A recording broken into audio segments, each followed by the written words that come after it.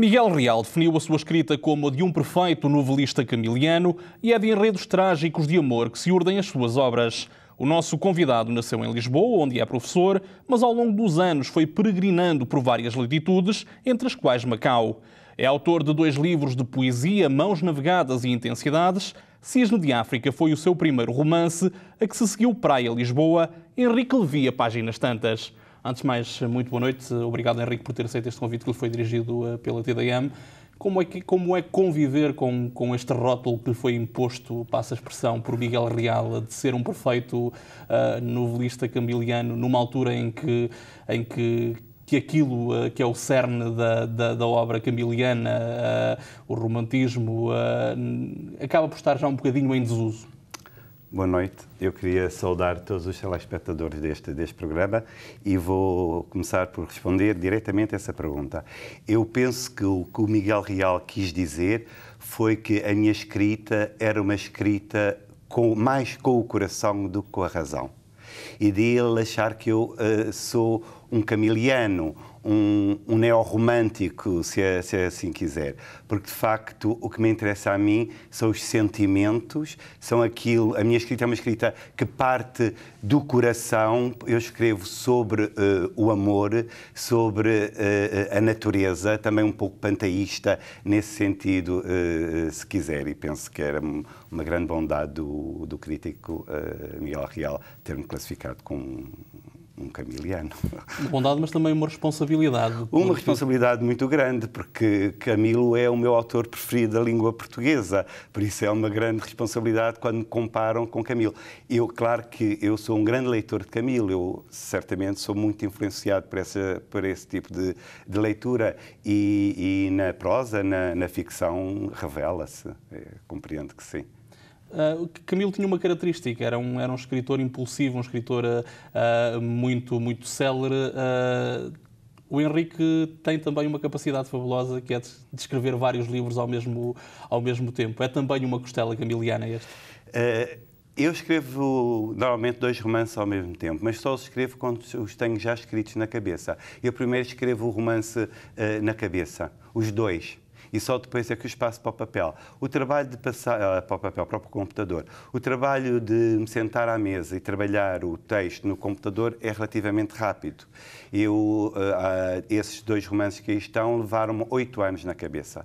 E depois, num ano e meio, eu passei-os para o computador e tinha-os prontos. Foi romances que foi reescrevendo, demoraram a amadurecer, porque dizia que demoraram 8 anos a orquestrarem-se dentro. Demoraram a amadurecer porque foram romances que foi escrevendo aos poucos, que foi emendando, ou porque neste momento, se tivesse que reescrever este Praia Lisboa e o Cisne de África, tê-lo-ia feito de uma mesma forma? Pois, o que eu lhe quis dizer foi que eu não escrevo. Eu escrevo na cabeça. Eu não sou um escritor, eu não sou um escritor que precisa de escrever diariamente para sobreviver, para se sentir bem, para se sentir feliz. Eu preciso de ler. Eu escrevo na minha memória. Eu escrevo na memória. E quando o romance está completamente escrito na memória, quando eu tenho as personagens descritas, os espaços, o enredo todo preparado, eu sento-me ao computador e passo tudo para o computador. Isto é uma forma de escrita. Eu não trabalho os meus romances. Eu escrevo e mando para a editora. E não os volto a ler. Não os volto a ler? Não volto. Não volto porque, entretanto, já estou a escrever mais 2 também na memória, na cabeça. E se os voltar a ler, depois pode-me fazer confusão. Então, eu, com a minha própria escrita, o que eu faço é... por isso é que eu acho que o Miguel Real tem uma certa razão. Eu escrevo com o coração. São emoções. São emoções que eu imprimo na razão. E ali ficam a amadurecer. E depois há um dia em que eu acordo, vou para o computador e demoro 2, 3 meses a passar o romance escrito na cabeça para o papel. O que acontece é que muitas vezes as personagens, quando eu escrevo no papel, as personagens criam vida própria. E acontecem-lhes coisas que eu não estava à espera, umas morrem, outras têm encontros inesperados, enfim. Há uma liberdade, para mim, muito maior na personagem quando ela é escrita na cabeça do que quando ela fica fechada numa folha de papel. A personagem tem mais liberdade, porque é uma personagem criada, imaginada ainda. E eu, quando vejo a história já finalizada, então vou para o papel. Dizia que não sente o impulso para escrever todos os dias, que sente o impulso para ler todos os dias. Há bons novelistas sem bons leitores? Eu escrevo poesia todos os dias. Eu começo por ser poeta, como disse, e a poesia eu escrevo todos os dias. Leio poesia todos os dias e leio também ficção. Há bons escritores. Eu acho que neste momento há muita gente a escrever em Portugal. Não sei se há bons escritores, se há muitos bons escritores. Antigamente, o que é que fazia um escritor? Quem é que era o escritor? Não era aquele que publicava um livro, era aquele que era reconhecido pelos seus pares. Era reconhecido pelos seus pares, ou porque lhes faziam críticas, ou porque outros escritores lhe faziam prefácios aos livros, eram reconhecidos. Hoje em dia, em Portugal, e eu creio um pouco por todo o mundo, o que faz os escritores é o tamanho dos escaparates nas livrarias. Então, eu conheço muito bons escritores, são muito pouco divulgados, e é gente que escreve muito bem. Não vou dizer nomes, porque eu não estou aqui como crítico, estou aqui como escritor e não quero esquecer de ninguém. Mas isso é uma realidade. Já não são os nossos pares que nos fazem de nossos escritores. Quem faz de nossos escritores é o marketing, a publicidade e o tamanho dos escaparates nas livrarias e o número de livros que se vendem. Escreve com essa preocupação em mente, com esta ideia de que um livro com bom marketing pode ser um bom livro em termos de vendas? Se eu escrevesse com essa preocupação, eu nunca teria escolhido esta editora Livros de Seda. Teria escolhido outra. Já fui convidado por várias editoras que vendem muito para escrever para essas editoras e nunca aceitei. Porque eu tenho uma grande confiança nesta editora, na Paula Prata. É uma pessoa que me dá uma grande liberdade e que me aconselha sempre muito bem, eu sinto muito seguro. Não tenho sequer essa preocupação. A editora também não tem essa preocupação. A minha editora, penso eu, o que ela pretende é editar livros que tenham qualidade e não livros que vendam 50, 60 mil exemplares. É uma editora com uma curiosidade, que é o facto de ser pensada para um universo e para uma sensibilidade femininas. É a única editora portuguesa dedicada ao mundo feminino. E eu já agora aproveito para dizer o seguinte. A cultura portuguesa, a literatura portuguesa está fundada por homens. Nós temos muito mais homens a escrever do que mulheres, muito mais. E muito mais homens a vender em grande quantidade livros do que mulheres. E eu acho que isso é muito mau.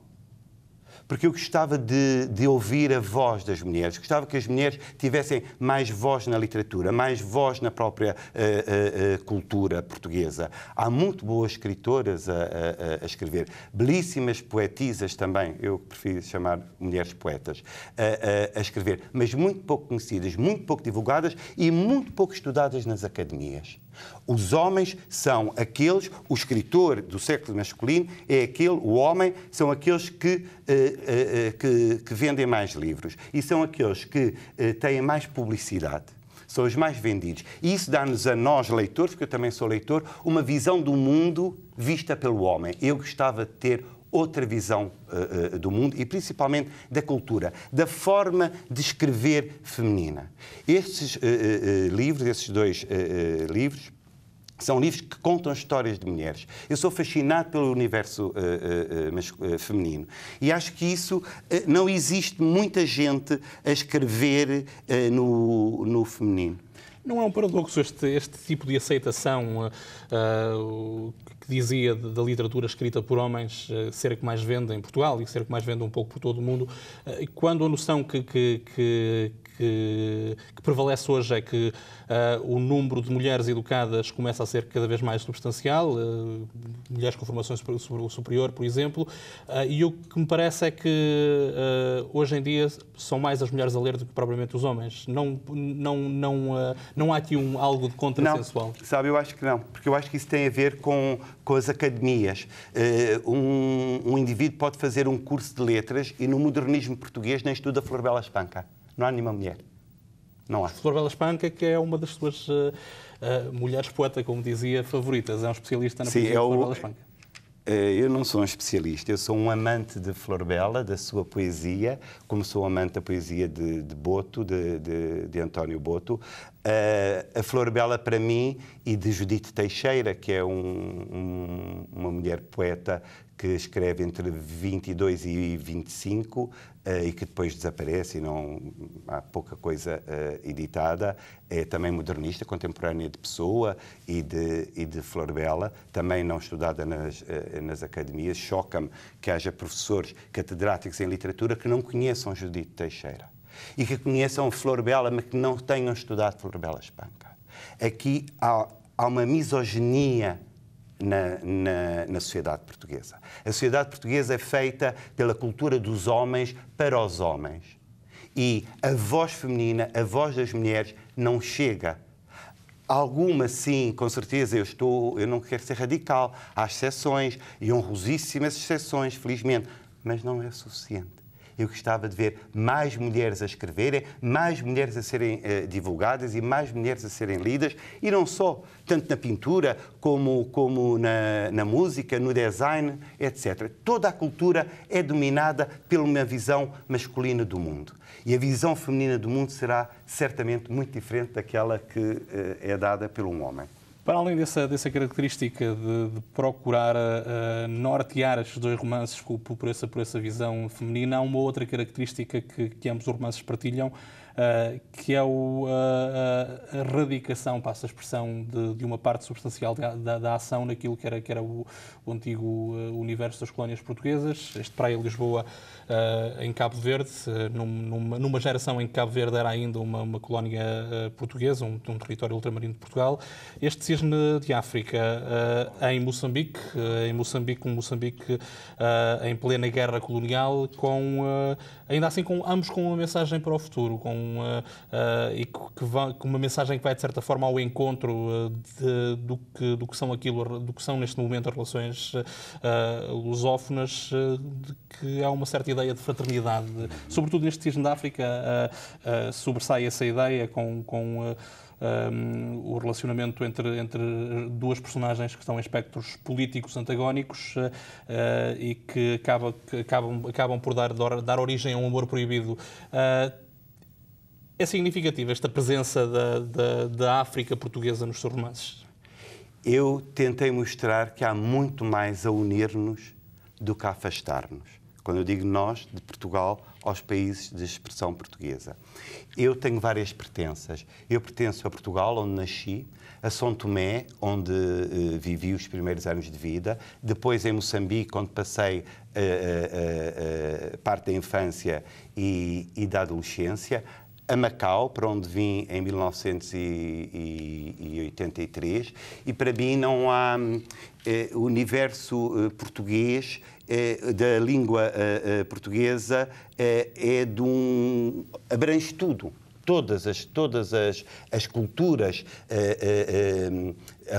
as variedíssimas culturas, por exemplo, moçambicanas, angolanas, a cultura crioula de Cabo Verde, etc., vieram enriquecer a nossa própria cultura e vieram enriquecer a nossa língua. Eu, quando falo, por exemplo, quando escrevo Praia Lisboa, faço por homenagem ao meu avô e ao meu pai, que nasceram em Cabo Verde. Eu quis contar uma história em que entrasse Cabo Verde, daí Praia, capital de Cabo Verde, e Lisboa. E quando escrevo Cisne de África, eu quis, em Cisne de África, homenagear os guerrilheiros da luta de libertação nacional. Porque há quem me diga que este livro é um livro que fala sobre a guerra colonial. Não é guerra colonial. É a guerra de libertação nacional. Isto faz toda a diferença esta forma de olhar. Por isso é que esta enfermeira é uma enfermeira europeia, portuguesa, que está ao serviço das tropas portuguesas, mas que vai acudir os feridos e os moribundos guerrilheiros da Frelimo. Há muito mais, como eu dizia há pouco, a unir-nos a todos, ao universo lusófono. Havia mesmo, durante a época colonial, muito mais que nos unia do que aquilo que nos separava. Este Praia Lisboa tem uma outra característica, porque é um dos primeiros romances em que um autor em língua portuguesa ousa quebrar o tabu que ainda vigora em torno da homossexualidade na sociedade portuguesa. Há duas relações que ainda aos olhos de muita gente são relações ilícitas. Uma primeira em Cabo Verde, num primeiro momento histórico, depois em Lisboa. São muito poucos os autores, creio que o primeiro terá sido Eduardo Pita, no início da década de 2000, a escreverem sobre relações homossexuais em Portugal. Ainda é um tema tabu, ainda é uma questão que incomoda muita gente. Eu não escrevo sobre relações homossexuais, eu escrevo sobre o amor. E o amor não pode ter fronteiras, o amor não pode ter raças, não escolhe raça, não escolhe idade, não escolhe sexo e não pode escolher credo. O amor não pode estar espartilhado a isso. O amor tem que ser livre. Eu escolho sobre o amor, eu escrevo sobre o amor entre as pessoas. E, na verdade, segundo dizem alguns académicos, este livro é a primeira vez que aparece um livro em que as três possibilidades do amor se conjugam no mesmo romance. São histórias de amor. Sim, são histórias de amor entre duas mulheres, entre um homem e uma mulher e entre dois homens. Mas a homossexualidade aí não é o que interessa. O que interessa é o amor que une as pessoas e o facto dessas pessoas se redescobrirem elas próprias, descobrindo o amor. Ainda assim, esta é uma faceta que, como dizia há pouco, perdoa-me por insistir na questão, ainda é uma questão, de certa forma, algo mal entendida em Portugal. É pelo facto de ter a liberdade que tem com a editora que tem, com o Livros da Seda, que nunca hesitou sobre escrever sobre este tema. Porque há contingências de mercado que provavelmente fariam pensar alguns dos autores que vendem dezenas de milhares de livros em Portugal. Se fosse pelas contingências de mercado, o livro tinha vendido muito mais do que vendeu. Porque se quer mostrar no mercado homossexual, então o livro teria tido uma saída que não teve. Porque hoje em dia o tema é muito, muito debatido, não é verdade? Mas eu acho que não é isso. De facto, esta editora dá-me a liberdade de eu escrever sobre os temas que eu quero, ou sobre aquilo que me inspira. E quando eu apresentei este livro à Paula, ela aceitou imediatamente. Porque, repare, é verdade, eu percebo que haja este preconceito. Apesar das pessoas do mesmo sexo hoje em dia poderem casar, etc., a sociedade portuguesa ainda é muito preconceituosa nesse sentido. Mas não é isso que me interessa quando escritor. Não, a mim o que me interessa, como lhe digo, vou-me repetir, é o amor que une as pessoas, independentemente das idades. Também há aqui uma senhora que se apaixona por um rapaz de 20 e poucos anos, e ela tem quase 50 e vive uma história de amor maravilhosa. Há aqui também uma senhora em Praia Lisboa, a esposa de um homem, de um colono, não é? Em Cabo Verde, que se apaixona pela ama do seu filho, que tem uma cor diferente. O que é que interessa aqui se sejam duas mulheres, o amor entre duas mulheres? Não. O que interessa aqui é que ambas encontram o sentido do amor uma na outra. O sexo não tem importância absolutamente nenhuma. O que interessa é aquilo que nos liga ao outro. Porque o amor, se olharmos para ele como uma entrega física, para mim não tem interesse sequer para a descrição. O amor tem que ser algo que nasce no coração, que se instala no espírito e depois se devolve ao outro através do corpo. E o corpo é indiferente, se que corpo seja esse. Regressa a Macau, 3 décadas depois de cá ter chegado pela primeira vez, uma Macau substancialmente diferente da Macau que conheceu. Esta é uma Macau que tem personalidade dramática, que tem características que poderiam figurar no sucessor deste Cisne da África e deste Praia Lisboa. Ainda bem que me faz essa questão, que me põe essa questão. Eu vim a Macau, uma das razões por vir a Macau, vim visitar amigos, vim sentir a cidade, porque eu estou a escrever um romance em que Macau é uma das protagonistas. E eu não podia escrever e descrever uma Macau do século XXI sem a ter visitado, por isso, sem vir cá, sem sentir a cidade. E não me interessa muito a cidade física, a cidade construída. Não é isso que me interessa. A mim é muito interessante que as pessoas dizerem estiveste nessa cidade, a cidade tem um espírito fantástico. E é isso que interessa apanhar. É o espírito da cidade. E Macau não só tem um espírito misterioso, como tem uma espiritualidade muito interessante para mim, porque aqui há um encontro de culturas, há um encontro de religiões, há um encontro de variadíssimos povos, não só o povo chinês com a cultura portuguesa.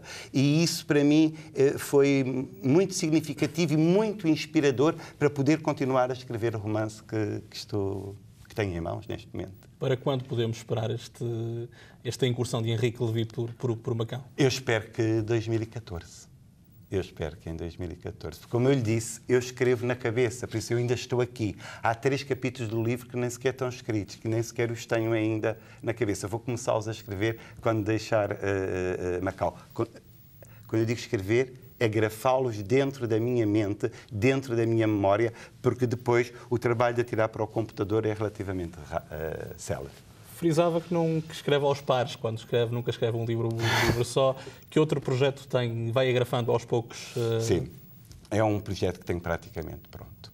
Eu já, com um colega seu da comunicação social macaense, foi pela primeira vez, eu disse o título do livro, eu vou dizer Afonso VII de Portugal, o rei que o povo elegeu.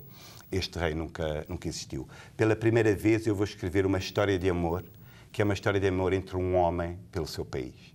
É a história de amor de um homem pelo seu país. Porque eu penso que neste momento o que o nosso país precisa, e este livro está a ser escrito desde há uns 3 anos, é de quem o estime, quem o ame profundamente. E eu tenho muita vontade de perceber depois qual é que vai ser a recepção que este livro vai ter. As suas obras são obras que misturam história e ficção. Há traços de realidade nos argumentos que compõe. Inspira-se em paisagens que conheceu, em personalidades que conheceu, ou personalidades como Maria Helena, por exemplo, do Cisne da África, são personalidades completamente ficcionais. É tudo ficcionado. É tudo inventado, os lugares até, em Cisne da África, todas as descrições que se passam no norte de Moçambique, no Niassa, uma zona que eu não conheço e que descrevi porque a imaginei, não é? Chegam-me de outras maneiras, por leituras, etc. Eu conheço Moçambique, claro, não conheço aquela zona específica do lago do Niassa. É tudo ficcionado. Mas eu penso que não há escrita sem autobiografia. Ou seja, eu estou em cada um desses livros. Eu estou em todas essas personagens. Eu estou nas personagens masculinas, nas femininas, nas boas e nas más. Está o meu lado melhor, o meu lado pior e as minhas duas formas e as minhas variedíssimas formas de ver o mundo e de me encontrar nele. São exorcismos, de certa forma, não? Não, isso não se pode dizer que sejam exorcismos. Não, acho que não. Acho que não. Como eu não volto a ler, sabe? Eu tenho dificuldade em dar essa resposta. Dizia-me também há pouco que escreve poesia todos os dias, tem 2 obras cá fora, uma das quais traduzida para italiano. Escreve todos os dias porque não mais volumes cá para fora? Há um tempo de maturação também? O poeta escreve para a gaveta, os poetas escrevem para a gaveta. Eu tenho escrito e tenho publicado em algumas antologias. Quando me pedem um poema, eu tenho facultado sempre. Eu tenho um livro de poemas escrito sobre Macau, dedicado totalmente dedicado a Macau. Está na gaveta. Eu tenho um outro livro com prefácio de Urbano Tavares Rodrigues, que é um grande amigo e foi meu professor e meu colega, que talvez seja editado ou ainda este ano, porque era uma homenagem. O Urbano faz 90 anos e eu queria fazer-lhe esta homenagem, já que ele me prefaciou o livro. Eu escrevo poesia diariamente. E mesmo quando não a escrevo fisicamente, escrevo-a no coração. Ser poeta não é escrever poesia. Ser poeta é viver em poesia, viver de poesia e viver para a poesia. Eu conheço muitos poetas que até são analfabetos, que nem nunca escreveram. E são verdadeiros poetas. A poesia tem essa presença forte na sua vida, como dizia. Isto para lhe perguntar... Nos últimos anos temos visto muitos romancistas, muitos jovens escritores a afirmarem-se em Portugal, mas não há uma renovação tão forte no âmbito do lirismo. Não há grandes nomes da poesia a surgirem cá para fora. É por existir essa faceta mais pessoal também, por como dizia, antes de escrever para o outro, o poeta escreve para a gaveta? Creio que não, que é um problema de mercado. Salvo 2 ou 3 exceções de poetas portugueses, há 300 leitores de poesia em Portugal. E porquê que acontece? A ideia que as escolas fazem passar é que Portugal sempre foi um país forte em termos líricos.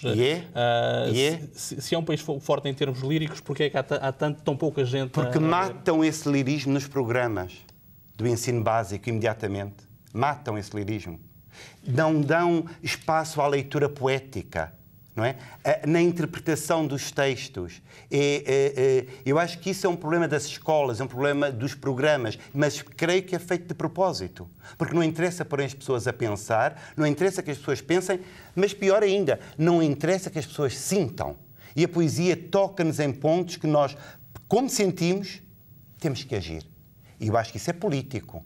Não é uma questão económica. Nós temos muito poucos leitores de poesia. As crianças, os jovens, não são incitados à leitura da poesia. Nem sequer à leitura da prosa. Mas à poesia, muito menos.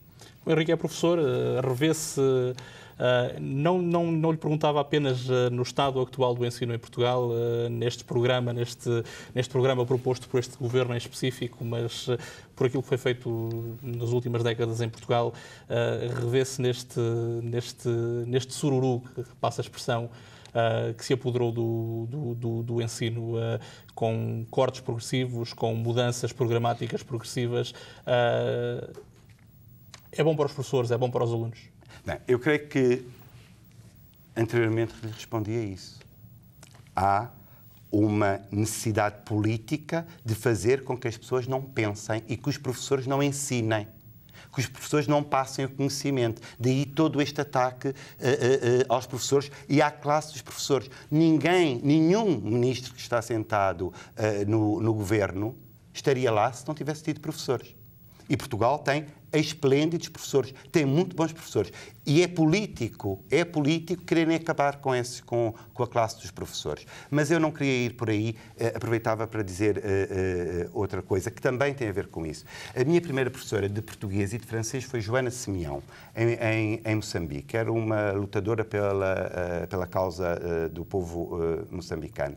E nós tínhamos um manual que isto passava-se no Estado Novo. E ela não usava o manual. Ela tinha um marmelógrafo e trazia-nos textos que nós interpretávamos, líamos, textos de autores africanos, textos do Craveirinho. Eu tinha 11 anos, lia Craveirinha, poesia de Craveirinha. Ou seja, eu aprendi assim. Eu, quando ensino-me assim. Eu também não uso o manual. Eu construo, vou à procura dos textos para incitar os alunos à leitura, ao gosto pela leitura, ao gosto pela poesia e também ao gosto pela escrita. Porque ao lerem e ao escreverem, quanto mais lerem e quanto mais escreverem, melhor se autoconhecem. O autoconhecimento é mais profundo de si próprio. E é isso que os governantes, neste momento, e há muito tempo para cá, não é só neste momento, não querem. Não lhes interessa. Gente que pense e que sente. Porque gente que pensa e que sente é gente que incomoda muito. É por isso que a classe dos professores, neste momento, incomoda. Porque a classe dos professores põe as pessoas a pensar. Nós, professores, servimos para ajudar os alunos a pensar. Não é? A construírem uma vida e uma individualidade dentro da comunidade.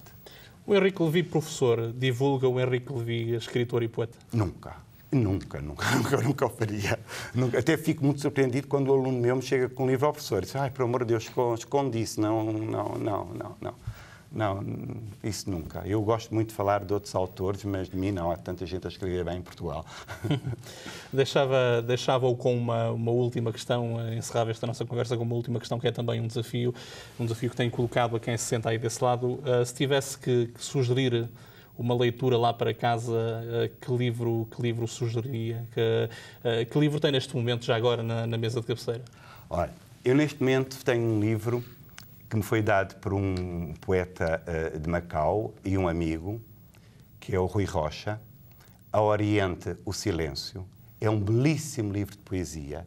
Se as pessoas que me estão a ver estão em Macau, podem comprar este livro, adquiri-lo, e ver que, de facto, é uma poesia de uma fineza extraordinária.